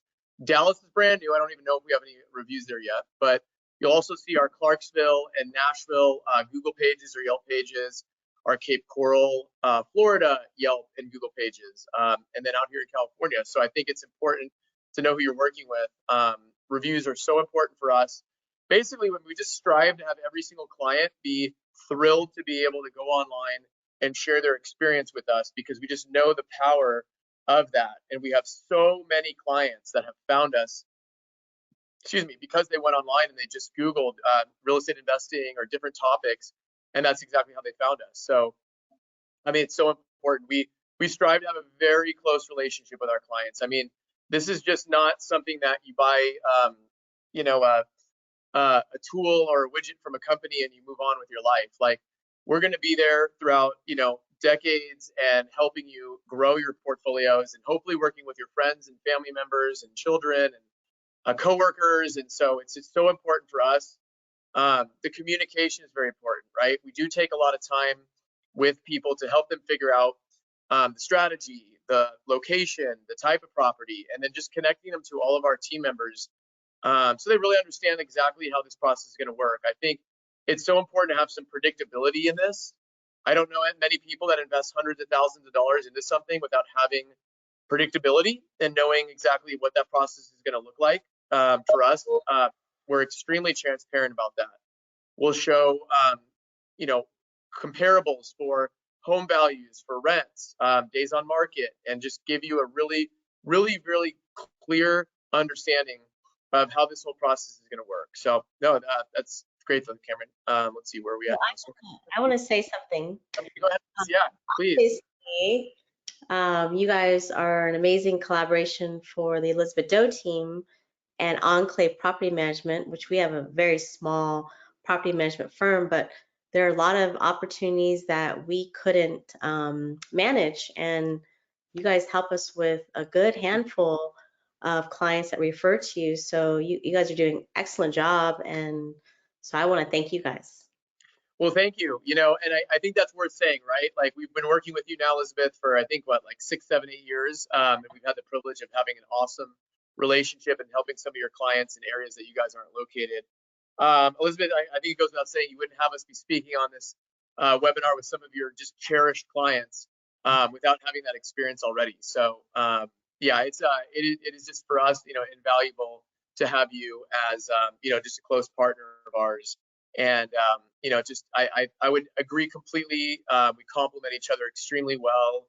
Our CEO Ross was first one to meet Elizabeth, and just really had, like, I guess, a very organic friendship for years before we even really worked together in this type of capacity. So yeah, it's just an honor, to be able to speak to you and your clients. We can kind of move to questions. I think we are sort of at the end of this presentation. I know we've kept your guys' attention here, for a solid hour and a half. So we certainly can move to any questions. We're kind of at the end here. I think what we're just trying to leave this presentation with is we're a one-stop shop, right? We have the whole team here, just like I'm sure you do, and well, we know that you do with your clients. You guide them from start to finish, no matter kind of what direction they go, and providing all of these additional services and help for them. It's exactly how Marshall Reddick works. So we're very complementary with one another. So we can kind of just sort of move. I guess these are kind of things that we've talked through already. That's a slide of myself 15 years ago after I bought my second property in Phoenix. I still own it today. The reason I put this up here is because I did so much of this exact same due diligence before buying this same property. I knew exactly what property class, what zip code, the bed and bath of the property. I didn't even get the first property I made an offer on. This is, I think, the fourth property I made an offer on at the time. But I knew my criteria, worked very closely with our team there. We don't have a office in Phoenix. This was 15 years ago. We had actually a third-party agent out there. It's not one of the, our office locations. It's kind of a third-party market for us. But, like I said, I've kind of gone on to continue growing my portfolio, just really using the same exact tools that we're providing you guys. One more link that we wanted to provide you is marshallreddick.com/learn. This is our online university that has tons of videos, articles, ebooks, guides, tutorials. Everything that we have education-wise is totally free. So you're never going to pay for mentoring or advising or ebooks or guides. This is all free for everybody looking to gain knowledge at Marshall Reddick. And kind of, coming to the end, maybe Cameron, you can kind of talk about the process. it's very casual. It's very informal. We can talk to you guys over the phone, on a video call, in person, however you want to do it.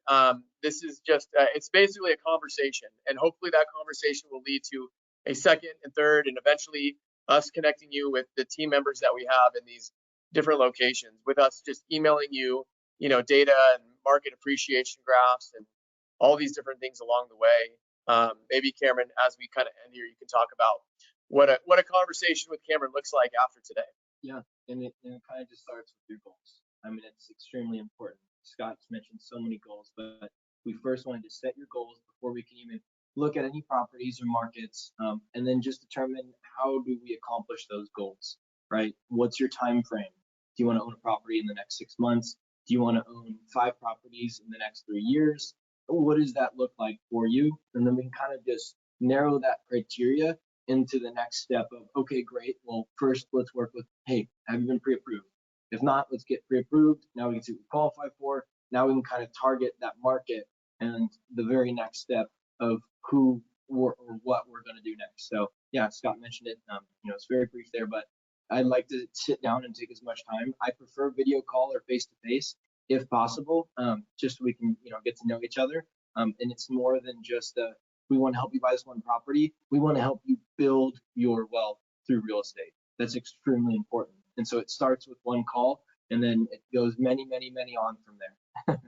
Yeah. And I know that you guys have been sitting patiently for an hour and a half. So you should have the ability. I wanted to go back to that. You should have the ability to type in questions. Elizabeth, I mean, we'd love to have you. I'm not sure if you're getting any questions from your audience. I'm not seeing any questions typed out. You can go on the control panel, folks. That GoToWebinar control panel. There should be something that says either questions or chat. I'm not sure if it's working, because I would have thought maybe we would have some by now. But I don't know if, Elizabeth, if you have any questions that you would like to throw out at us, please do so. Well, I'm getting clients texting me on the side, which is really nice. But more importantly, for me, I have 5 pages of notes here. So, and as I had mentioned earlier in my introduction, I'm a local investor, which is really rare, to have this many properties here. So it's daunting to me to go out of state as well, right? And you guys answered so many concerns for even me as a seasoned real estate agent and investor. The numbers on your pro formas were so easy to look at. I was sitting there calculating myself. So you guys just provided so much clarity around everyone's concerns, right?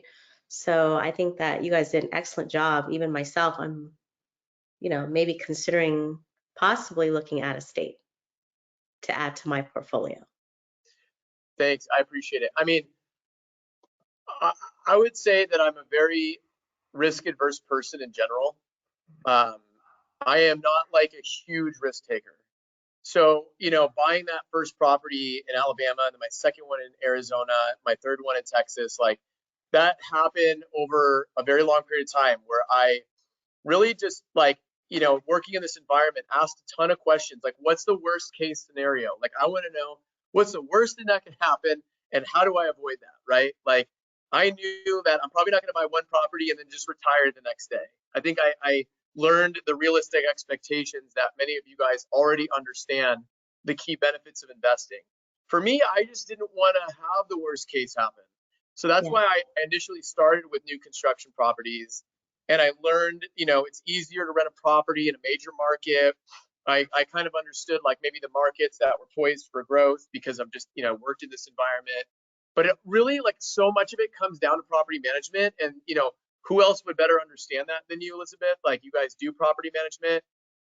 Like, you can't just sell an investor a property and then have them just figure it out. Like, that's a great way to lose the relationship, in a short amount of time, right? I came back to this slide.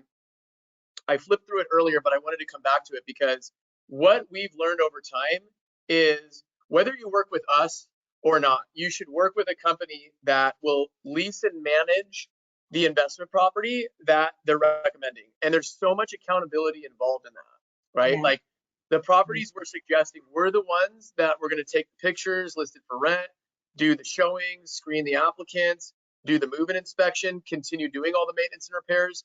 So like we really believe in these types of properties because we're the ones left holding the bag, right? Like we do 24-hour maintenance emergency service. We're doing annual inspections, right? So we're signing the lease. Like we're pretty much married to these renters, right? You know, managing 3,000 properties means we have 3,000 renters.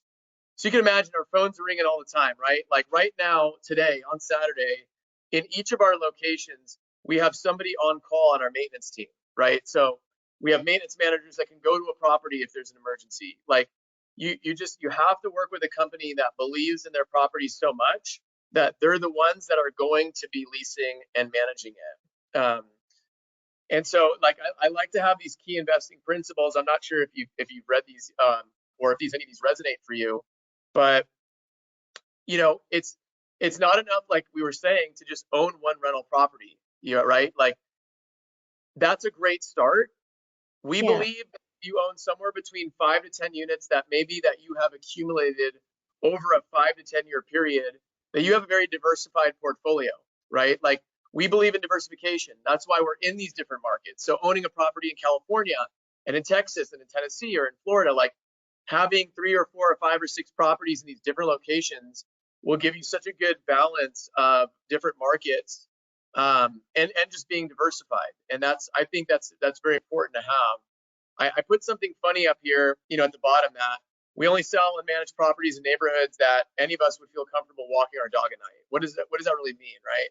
I guess that means that we're just in very low crime rate locations.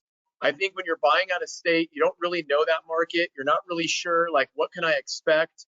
I think a great way to get to know a neighborhood is to just drive it at night. Like, what does it look like on the weekend? What does it look like after 5 o'clock? Like, what does it look like during the day, right? Like, to get a sense of that neighborhood, I think you have to go there at different times of the week or different days of the week to just see, like, what does it look like here, right? A lot of the neighborhoods we're in have homeowners associations. Now, it's funny, right? Because there's a love-hate with HOAs, especially with us here in California. I live in an HOA and they're weird and crazy strict about certain things. And sometimes they're a little bit slow when I'm trying to get what I want. And, you know, I know that we know the ups and downs. Like we manage thousands of properties that are in HOAs, but ultimately there's a huge benefit to having a homeowners association because really they're going to manage the community while we manage that individual property.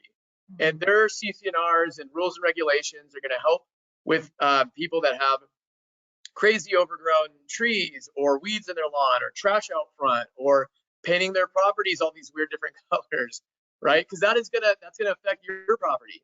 So you know, for us, I think, you know, we do stick to these areas that have good schools, low crimes, family-oriented communities, and the property management, like you said, I think it's that key factor. Yeah, no, you guys do an excellent job. I know the clients, you know, because they've been educated by the Elizabeth Doe team and Enclave, so they're probably a little, you know, shy to put anything online right now. But I know they'll be reaching out to me to go over, you know, some more research and next steps. So we'll schedule a call with the clients after to see if they have any additional questions. But like I said, myself being seasoned, you guys did an excellent job outlining everything. That's more than likely why not everyone has any questions. And I love that you guys have this online portal that has more information to dig deeper in these cities and kind of be more knowledgeable of identifying investment properties as well as doing pro forma calculations. That's neat. That's awesome. I love it. Well, thank you. Yeah, we're very hands-on, and exactly like you know, we really take the time with our clients in each strategy, make sure they understand what types of insurance quotes they should get, running the numbers, understanding the property management, going through exactly what our property management team does, and really like what happens after you buy. I think that's important to know is like, so I buy this property, like what's the next step, right? Like, how do I keep up and keep track? And like you said, that owner portal on Appfolio is that transparency that we provide these monthly statements. We can't perform certain repairs and maintenance without landlord approval. We have clients all over the world in about 20 different countries. We have clients in Hong Kong. We have clients in Canada, Costa Rica, Israel, Turkey. We have clients in all these different locations that own properties here in the States. So, we have many different ways to communicate with them, whether it's on WeChat or whether it's just through our owner portal. That is, our way of being able to communicate with clients in all these different locations to make sure that they know that they can get a hold of us, and that we're always just a text or email or phone call away. Perfect. Yeah, I think we actually just started getting some questions in here. Let's see. So, which cities? A question just came in. Which cities are we looking at in the Dallas DFW market? Great question. So right now, our property manager, our leasing agents, and our small but growing team are in like North Dallas. So like Plano, where we're kind of like let's say about maybe a 30-minute radius from the Plano market. So we're not yet in Fort Worth. I would say that give us about 6 to 12 months, and we're going to expand further down into the full Dallas Metroplex in Fort Worth. Right now, we're mostly about a 30-minute radius from Plano. And it's important for us that no matter whether we have a team of 5 or 50, that we have to be able to make sure that we can get to any property, quickly at a moment's notice, and that we are very intentional about the neighborhoods that we're in. Minimum down payments on a single family home are going to be typically 20%. On a 2 to 4 unit are typically 25% down. We didn't really get into our private money lending, but we do work with those that are using self-directed retirement accounts or self-employed investors that might have a hard time getting conventional financing, or even people that might be just like moving to the country, might even not have the citizenship in order and sometimes to qualify. We have private money lending that we qualify the asset, not the individual, and that usually starts at about 30% down. And we provide that financing to really just all investors, as long as the property can provide a positive cash flow. We have a question about, does Marshall Reddick provide or work with tax advisors that help investors for different tax strategy? Yes, we do actually. And occasionally we'll do a webinar with our preferred CPA firm. And yeah, they do cost analysis. They do cost segregation. They help people look at whether they can qualify for the real estate professional tax exemption. So I guess the best answer to that is yes. And if you are not working with a real estate tax advisor right now that's very focused on investing, then we can certainly refer some. We have one in LA, we have one in Orange County. So we'd be happy to just give you their contact information. Do we need an LLC? That's a great question. The answer is no, you don't need an LLC in order to do this. What I would say you do need is professional property management and a good insurance policy that protects you from anything, and you have enough liability coverage. Many of you guys own rental properties here in California. We know that it's a little bit more tenant friendly, so it's important to have enough coverage in case anything comes up. I would say that maybe about 10 to 20% of our landlords have an LLC. Again, we make sure that they have an umbrella policy on their insurance if they have multiple properties, that they have a professional management company, because ultimately professional management is going to prevent a lot of the liabilities, and insurance is going to be there to cover you if those liabilities occur. LLCs will just basically separate your wealth. You can do this. So we do have a lot of investors, maybe again about 10 to 20% that have an LLC to get set up, and we can refer CPAs and attorneys that can help you set up an LLC as well.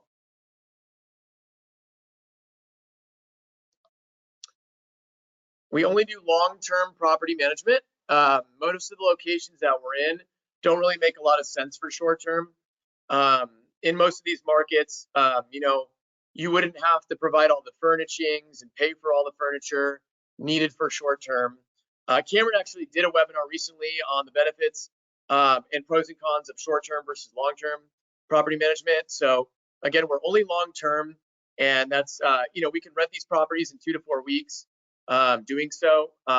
Again, the average tenancy is about 3 to 5 years.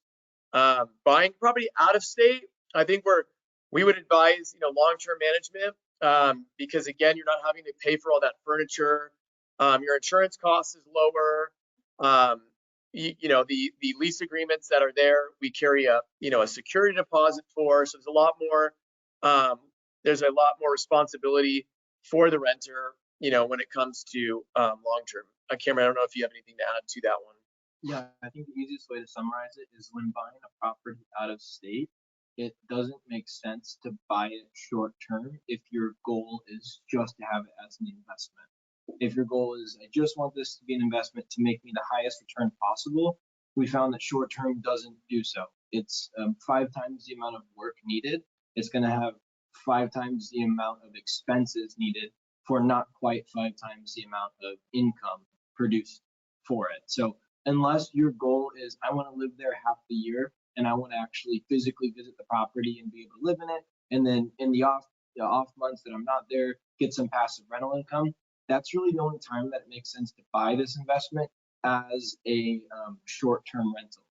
We're not talking about we're like on the coast here in Newport Beach and there's like a high demand for it. There's just a lot of factors that come into play. Some areas don't even allow rentals less than 1 month, and it's ever changing. So we find that to also be something that's inconvenient. Is you never know, am I going to be able to rent my property out short term next month, or is the law going to change? You're always going to be able to rent your property long term. So there's a lot less variables.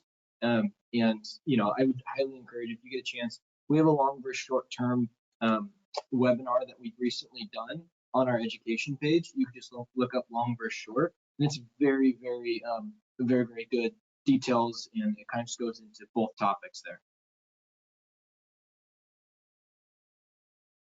Yeah, we just really appreciate you guys taking so much time with us. We have Cameron's contact information up there. I'm not an advisor. I'm a partner of the company. So I would say the best way to go is to either call or email Cameron, or you can also go on our website to marshallreddick.com/consultation. There'll be a few helpful questions to answer. Take you like probably 3 or 4 minutes to fill out. And then we can just kind of set up a video call with you. We really like to do that, or an in-person meeting, whatever really works best. And just kind of go through all of your individual questions, provide you guys with different property examples, and then just really see like what your goals are and how we can help you guys achieve them, in these different markets that we're in. So, Thank you. Thank you. So, Yes, thank you. Thank you so much. And all of our clients, thank you for taking time on a Saturday to get on. I know that this had to be, really educational for everyone. So I thank everyone for their time, and I wish everyone a great weekend. Thank you so much, everybody. We look forward to connecting with you guys further. And thank you so much, Elizabeth. We'll talk to you soon. And thanks again for this opportunity. Bye, guys. Bye. Okay, everyone. Bye. Thank you.